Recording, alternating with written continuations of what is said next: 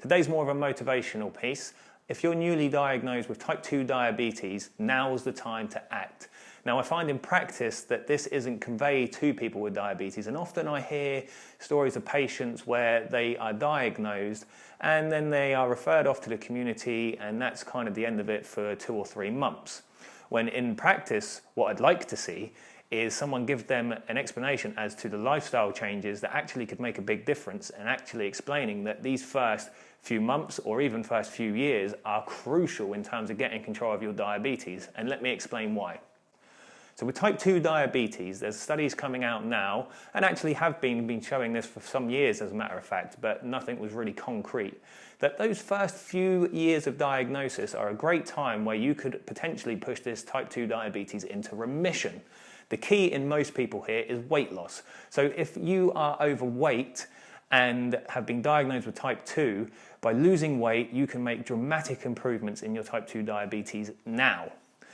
If you're someone that is diagnosed at, say, 80 years old and you're not overweight, then this doesn't really apply to you, and chances are you're not going to suffer the long-term complications of diabetes, without sounding too morbid, because you have less time to live with it, and also the disease is manifested from age and likely genetics rather than weight-related.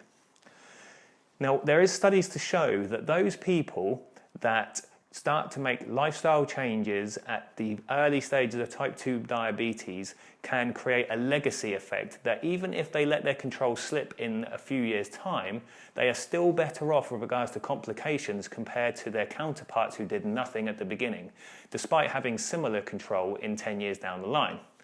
And this is very interesting, because if you can get this legacy effect,